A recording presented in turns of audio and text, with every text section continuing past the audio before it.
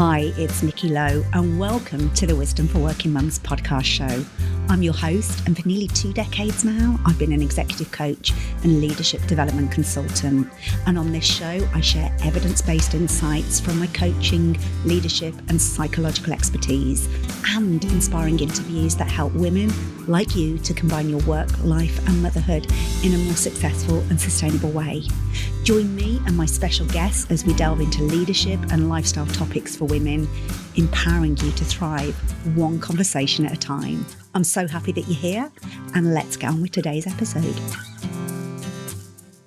If you're a high-achieving woman who constantly feels like you've got to go big or go home, that only the massive, bold moves count, this episode is for you.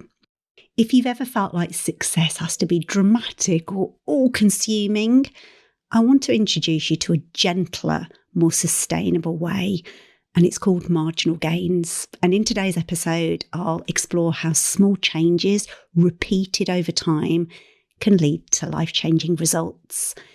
Because the real magic often lies in the tiny, overlooked improvements. But it's taken more years of my life than it should have done to learn this. The kind of person that overfunctions, I feel like I've got to overdeliver, overdo, do big goals to feel like I'm achieving. And I want to take you back to a moment in my life that brought this into sharp focus. My dad passed away 4 years ago, and after his death, I received some inheritance because my mum had died 20 years earlier. So this was emotional on many levels, and having an inheritance is a very weird feeling because it comes with huge grief and loss of receiving that money. And I wanted to carefully consider how I invested that money. And I made a decision that might surprise you. I chose to invest some of that money in getting my teeth straightened. And I kind of feel embarrassed to admit that because on one level it could appear vain or frivolous. But actually, for me, it was deeply meaningful because it was a way of remembering my dad. And what you need to know is that actually I have my dad's exact smile. I actually have a picture from my wedding day. And as my dad and I were travelling to the church together in the wedding car, as we pulled up at the church, our photographer captured a photo of us, and I hadn't realised before exactly how similar our smiles were. We always talked about that we were the ones with the strong teeth in our family. My mum had so many fillings and her teeth weren't great, but my dad's always had this great strong teeth. And I'm the same.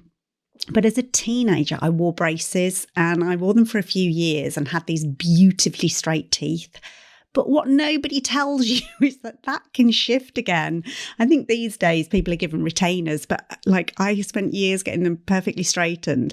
And then over the years, they'd become crooked and my front tooth was starting to kind of project out, and I kind of started to feel like I was looking like Nanny McPhee.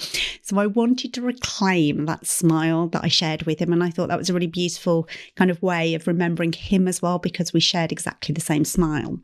So I began a teeth realignment journey, and it basically involved wearing one retainer after another, each for about a week.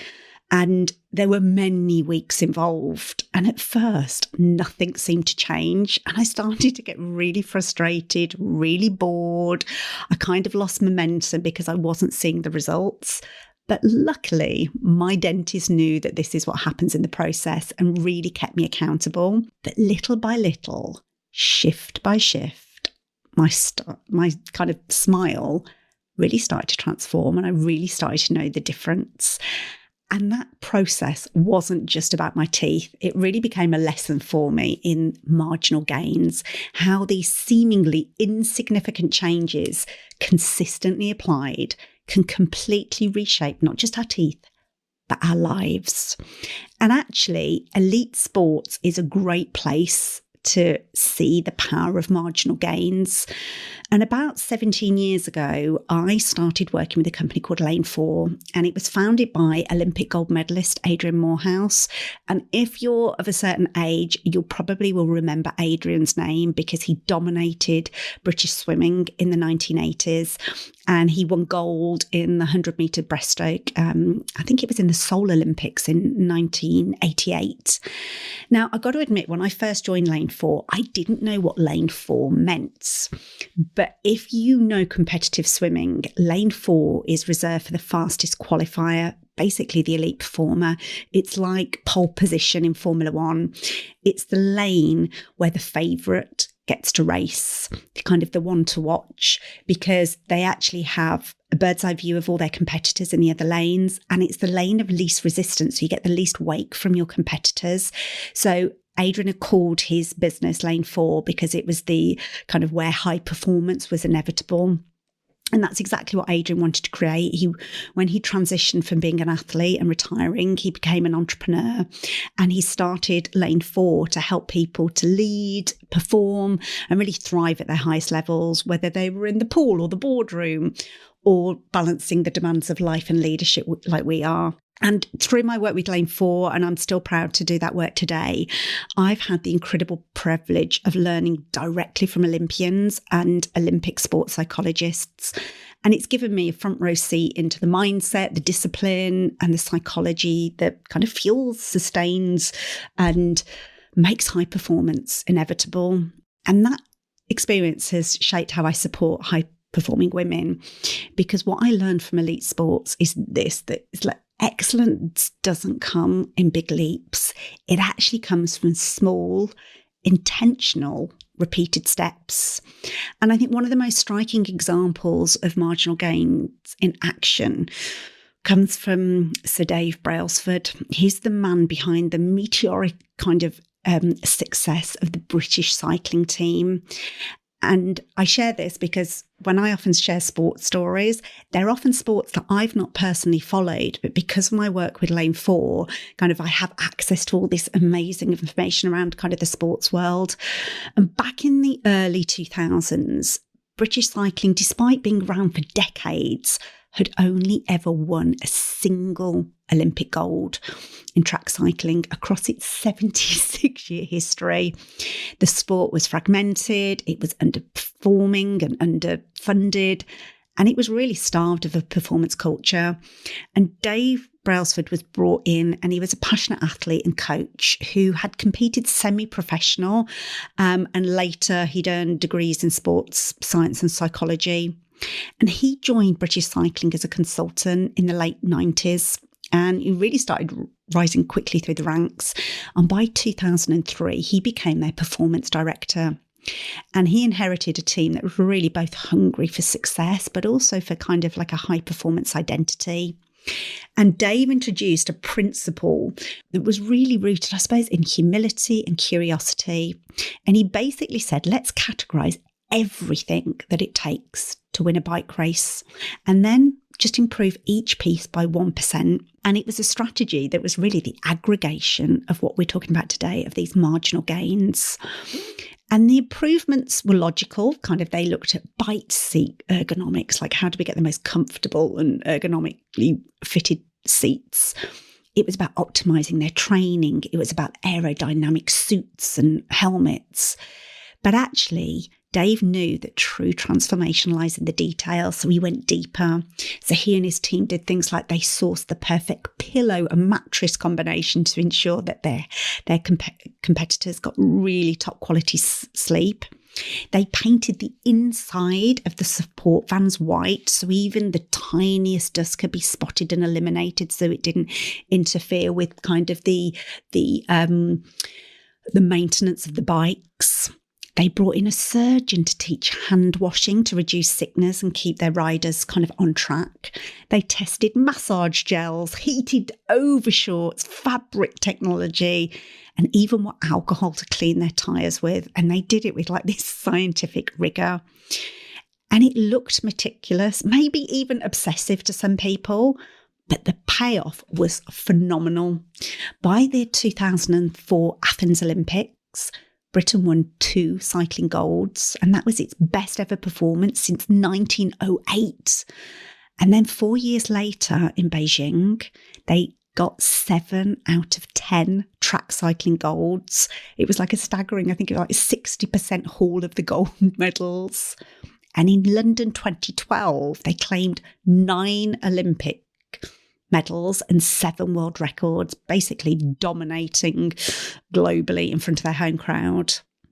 And they also saw victories in Tour de France with people like Bradley Wiggins, if I can say his name. He became Britain's first ever winner in 2012. And actually, over the next 6 years, British riders captured 5 titles. So that was a massive turnaround. But every triumph stemmed from hundreds of tiny focused improvements, each on their own seemingly minor, but collectively it was monumental. And Dave Brailsford famously said, if you break down everything that goes into riding a bike and improving it by 1%, you will get a significant increase when you put them all together. And I think there was a story apparently that Bradley Wiggins was on the brink of his Tour de France victory and wasn't even allowed to carry his own suitcase. Staff would do that for him, kind of reasoning like, why risk a back injury like after all of this work? And that attention to detail, the professionalism layered upon like the marginal gains is really what built champions. So next time you think small changes don't matter, I want you to remember Sir Dave and the British cycling team, because momentum is quiet, but it is powerful when it's done in those small increments. And another example that I often share is from Sir Clive Woodward. And Sir Clive Woodward took England rugby team to win globally. So he was behind the England rugby team's transformation. And in 2003, England rugby had been, I suppose, respected as a global competitor, but had never won the World Cup. And Clive, who was a former player and then became, I think he was a CEO of a tech company. So he was like this visionary leader, then became head coach. And in 1997, he saw a chance really, not just to train harder, but smarter. Because when he took over the team, he knew that they weren't going to get any more funding than any of the teams in the world. He hadn't even got like higher talented, they were an incredibly talented team, but they weren't any more talented than any of the other global teams. But what he saw was this idea of what he called critical non-essentials. He called them CNEs, critical non-essentials.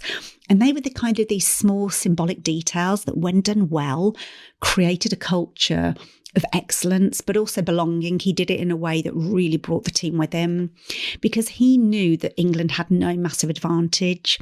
Every team had talent and investment, as I said, but if he could find 100 things to do 1% better, that they'd stand apart. So some of the critical non-essentials that they put together was players actually had the same hotel room on every trip for kind of this calmness and familiarity. I think up until that point, I think players had shared rooms just from a cost perspective. And he was like, no, every player has their own room. We need to prioritise kind of sleep and kind of an environment that just allows them to replenish. He actually got them to wear tailored suits and luxury shoes when they did their, they were travelling on their team bus or to events, because it reinforced that identity of professionalism. He really branded the team bus and the locker rooms with kind of inspirational quotes to create that emotional pride. He had individual development plans for every player, even players that weren't necessarily on the first team and were going to be played. He recognised that focus and attention to detail for every single person was important. And they each had personalised match preparations, whether it was music, meditation, breath work. And I think one of the things that they also did, he got them to wear tighter kits, and so that their shirts were tighter, and it wasn't kind of to show off their muscles or their bodies. But what he recognised was that competitors would try and grab hold of your kind of shirts to drag you down when they were kind of chasing you across the rugby pitch, and it would stop as much of that as possible, because if they were tight, there wasn't anything to grip onto. And each micro detail added up. And in 2003, for those that can remember, England won the first Northern Hemisphere team to win the Rugby World Cup, because up until then, it'd been Southern Hemisphere teams like New Zealand. So his mantra was 100 things, 1% better. And hopefully what you're hearing from this, it's not about finding that one big fix. It's about caring about the small stuff and doing it consistently. So as you hit that, I hope it started to get you thinking about what your CNEs, your critical non-essentials, could be. And I think it's worth talking about some of the science behind these tiny wins. And if you've ever come across James Clear and his book, it's a best-selling book, Atomic Habits, you'll absolutely get that.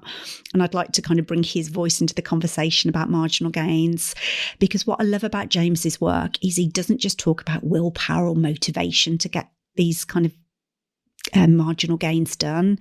He brings the science, and more importantly, he makes it simple and actionable. He shares the idea that if you improve by just 1% each day for a year, you won't be 365% better. You'll be nearly 37 times better. That's 3,678% more. Because it's the power of compounding. Those small improvements stacked up consistently don't just add up, they multiply. And that's how powerful these tiny shifts are. We don't often notice those changes day to day, like me with my teeth straightening, but over time, it's transformational. And here's where it gets really interesting, because James says we often focus too much on big goals like run a marathon, get promoted, lose 10 pounds. But really what drives change are the systems that we put in place. And he puts it this way: you do not rise to the level of your goals, you fall to the level of your systems. I'll say that again because I think this is really important. You do not rise to the level of your goals, you fall to the level of your systems. So instead of assessing over the end results, he asks, what's the system that will carry me there? Is it laying out your gym kit the night before, or blocking out 15 minutes of deep work each morning? I don't know, a quick journal entry before bed. Because what James really wants us to understand is this: every small action you take is a vote for the kind of person you want to become. And he talks about write one sentence a day. You're casting a vote for being a writer. Walk for 5 minutes a day is casting a vote for being someone who values their well-being. Saying no to something that drains you is a vote for boundaries. So over time, those votes build your identity. And identity is what sticks much more than motivation. So James offers this simple framework called the 4 laws of behaviour change to build good habits and also break bad ones. He talks about the first one is make it obvious. Second one is make it attractive. Third one is make it easy. And the fourth one is make it satisfying. So rather than willpower, it's actually the design of our systems. So if we're designing our days, our environment, and ultimately our lives. And this is why I love linking with what James teaches in the world of high performance, because in both kind of leadership and motherhood, we're shaping outcome in the everyday, the seemingly ordinary.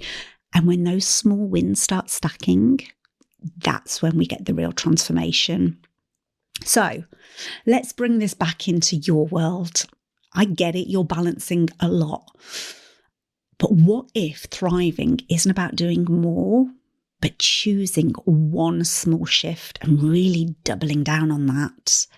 So it could be, just delegating one task this week, or a 5-minute tech-free zone, saying no without guilt, or maybe prepping a single healthy lunch ahead of time. Because these are your marginal gains. They're small, they're gentle, they're doable, but they compound, and with time they build momentum. So I'd love to ask you, what's your 1% today? It might feel small, it might not look much, but trust me, this is the power of quiet transformation. You don't need to revolutionize your life overnight. You can take that pressure off. You just need to start stacking these small, meaningful wins.